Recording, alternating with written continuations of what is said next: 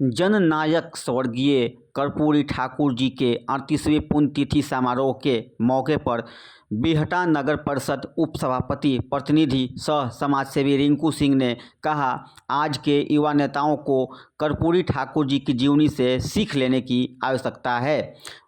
इस मौके पर मुख्य अतिथि पूर्व एमएलसी रामबली सिंह, नगर अध्यक्ष श्रीमती प्रियंका कुमारी, उपाध्यक्ष प्रतिनिधि रिंकू सिंह के साथ साथ वार्ड पार्षद व समाजसेवियों ने माल्यार्पण कर समारोह का उद्घाटन किया।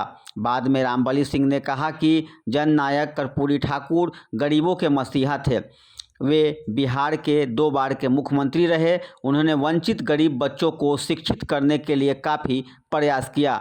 स्वर्गीय कर्पूरी ठाकुर ने राज्य में विदाउट इंग्लिश के मैट्रिक परीक्षा में पास होने का कानून बनाया। वंचित समाज को आर्थिक सामाजिक उत्थान के लिए मंडल कमीशन को बिहार में लागू किया। नगर परिषद के सभापति प्रियंका कुमारी ने कहा, जननायक कर्पूरी ठाकुर जी के आदर्श पर चलकर ही गरीबों का उत्थान होगा।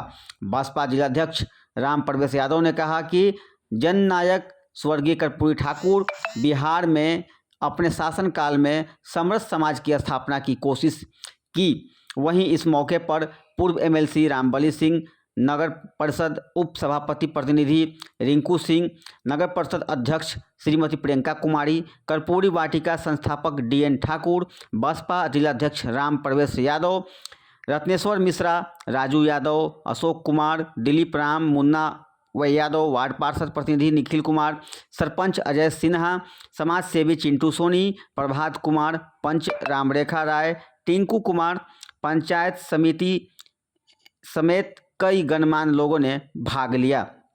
आए हुए सभी प्रतिनिधियों को अंग वस्त्र देकर सम्मानित किया गया।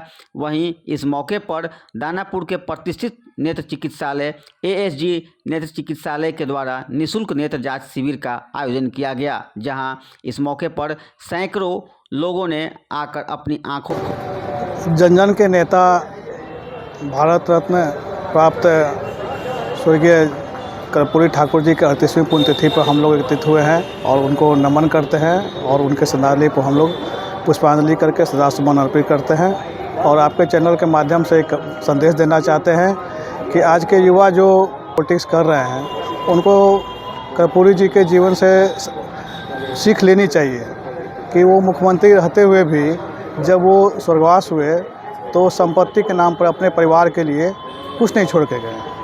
पुण्यतिथि पे यहाँ पे आमंत्रित मुख्य अतिथि के तौर पे मौजूद हमारे पूर्व एमएलसी रामबल्लभ जी का एवं जितने भी अतिथिगण हैं सभी का स्वागत करते हैं एकदम और आभार प्रकट करते हैं कि आज हम सभी लोग यहाँ जननायक कर्पूरी ठाकुर के पुण्यतिथि पे एकत्र हुए हैं। व्यक्ति का व्यक्तित्व बताता है कि उनका कार्य किस प्रकार और कितना सराहनीय होगा और क्या क्या योगदान और कितना त्याग करके गए हैं। लोग चले जाते हैं, इसके बाद उनके पीछे इतने उमड़े हुए भीड़ और सभी लोग ही बता रहे हैं कि उनका योगदान क्या रहा होगा।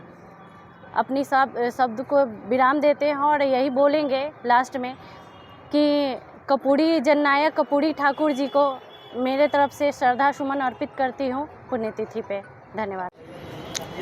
देखिए, भारत रत्न जननायक कर्पूरी ठाकुर जी की आज 38वीं पुण्यतिथि है।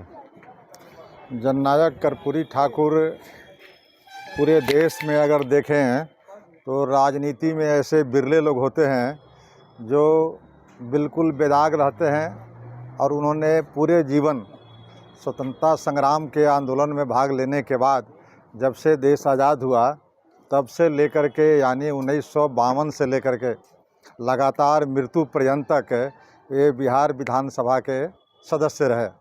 इस बीच में कई बार उप मुख्यमंत्री, मुख्यमंत्री 2-2 बार रहने का उनको सौभाग्य मिला, लेकिन उन्होंने पटना में अपने जीवन काल में या अपने गांव में या कहीं पर भी एक धूर ज़मीन उन्होंने नहीं खरीदी। यह कर्पूरी ठाकुर की सुचिता का मिसाल है कि आज के राजनीति में ऐसे बिरले लोग मिलेंगे कि जिन्होंने लगातार संसदीय जीवन जिया हो, मुख्यमंत्री से लेकर उप मुख्यमंत्री तक रहे हो और एक धूर ज़मीन और कोई अपनी विरासत खड़ी नहीं की। यहाँ तक कि जननायक कर्पूरी ठाकुर के जो 2 लड़के थे, उनके जीवन काल में उन लोगों को कोई राजनीतिक या कोई सरकारी पद नहीं मिला और एक से एक उनका दृष्टांत है कि उन्होंने ईमानदारी का, सादगी का और शुचिता का परिचय दिया है। वैसे जननायक कर्पूरी ठाकुर जिन्हें आज बहुत लोग प्यार से गुदड़ी का लाल कहते हैं, एक बार की वाकया है कि उनके गांव में, जहां उनका पितौंझिया जो आज के तारीख में कर्पूरी ग्राम है समस्तीपुर का, वहां चौधरी चरण सिंह जी उस समय उत्तर प्रदेश के मुख्यमंत्री थे। उन्होंने इच्छा व्यक्त किया कि हम कर्पूरी ठाकुर के घर चलना चाहते हैं, देखना चाहते हैं। अब कर्पूरी जी उस समय ना नहीं कह सके और कहे कि चलिए मैं ले चलता हूं अपने गांव में। जब उनके गांव में उनके घर में घुसे तो कर्पूरी जी तो नाटे कद के आदमी थे और चौधरी चरण सिंह उनके अपेक्षा थोड़ा लंबे थे।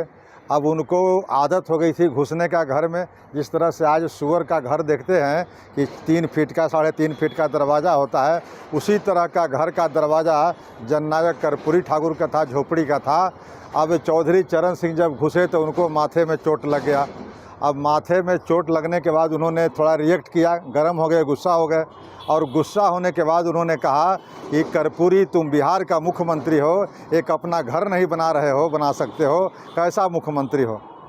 कर्पूरी ठाकुर थोड़ी देर के लिए विचलित हो गए, लेकिन उन्होंने जो जवाब दिया वह जवाब सुनकर के चौधरी चरण सिंह का भी होश उड़ गया। उन्होंने क्या कहा कि चौधरी चरण सिंह जी, बिहार में कर्पूरी जैसा घर हजारों नहीं लाखों करोड़ों लोगों का है। जब तक उन करोड़ों गरीबों का घर नहीं बनता है तब तक कर्पूरी का भी घर नहीं बनेगा। यह था कर्पूरी ठाकुर का मिसाल। इसलिए उसी के बाद भारत सरकार ने मरणोपरांत उन्हें जो भारत का सबसे बड़ा पुरस्कार होता है भारत रत्न, उससे भी नवाजने का काम किया है भारत सरकार ने। इसलिए जननायक कर्पूरी ठाकुर का एक से एक योगदान है बिहार की राजनीति में, इसलिए कि बिहार की ही राजनीति में वो केंद्रित थे, कभी भी सेंटर की राजनीति नहीं किए। एक बार एमपी बने भी तो तुरंत वहाँ से वापस होकर के मुख्यमंत्री 77 में बन गए।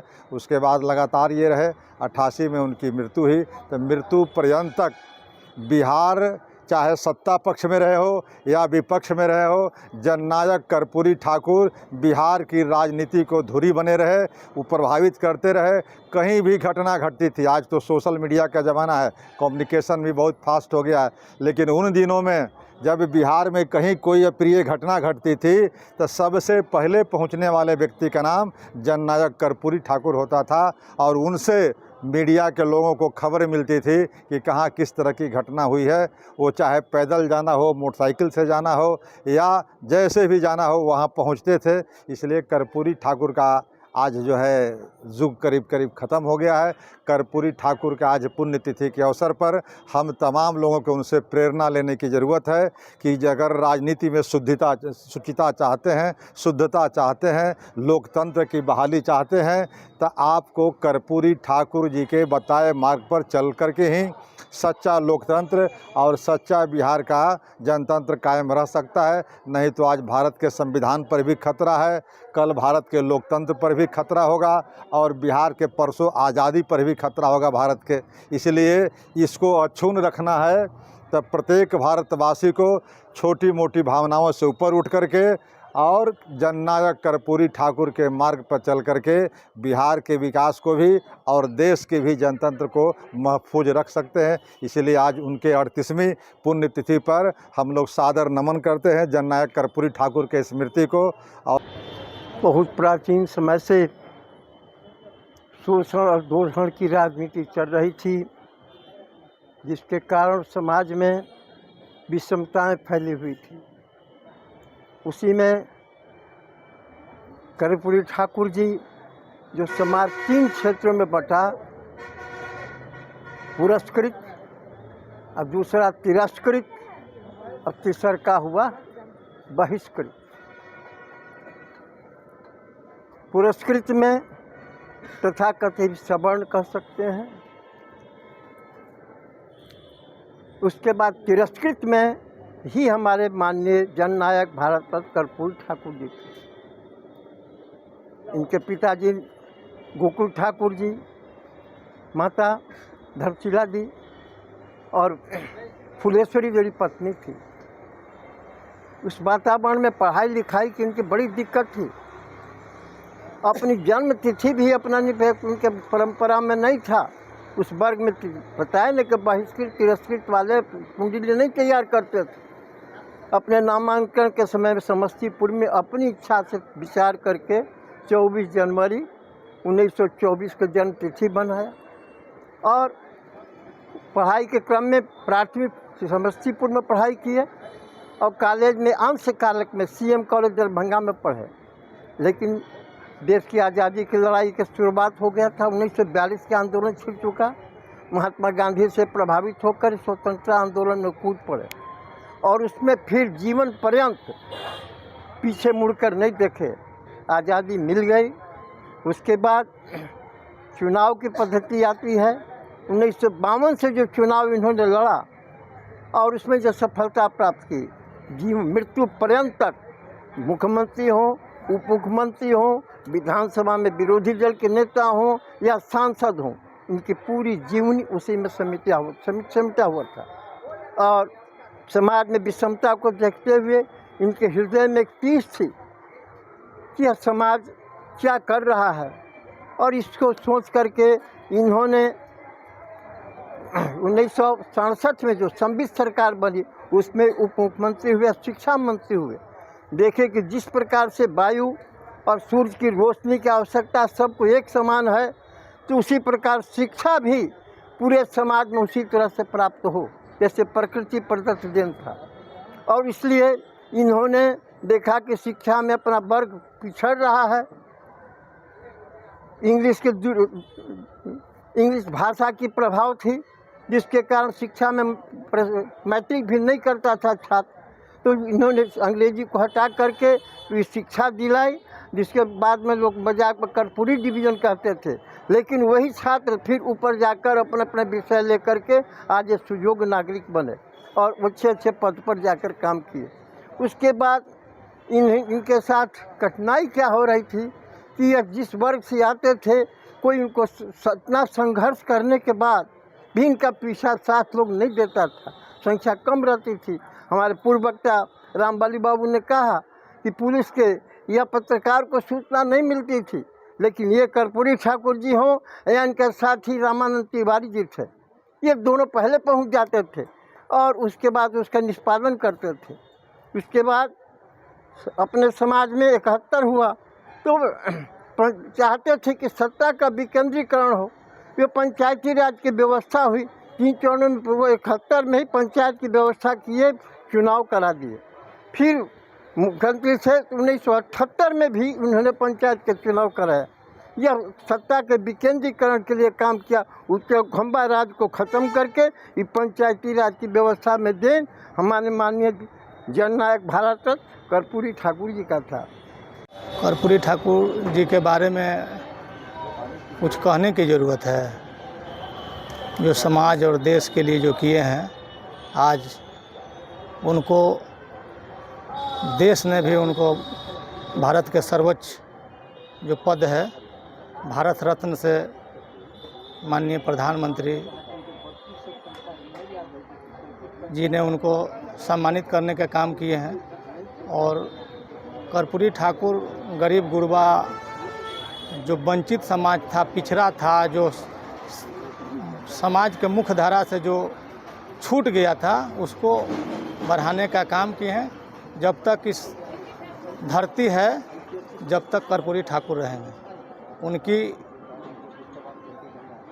हम लोग कोशिश करते हैं, चाहे वो नीतीश जी हों, हम लोग उनके अनुयायी हैं, उनके पद चिन्ह पर कुछ तो चला जाए, तभी देश, राज्य, जिला और प्रखंड का कल्याण होगा।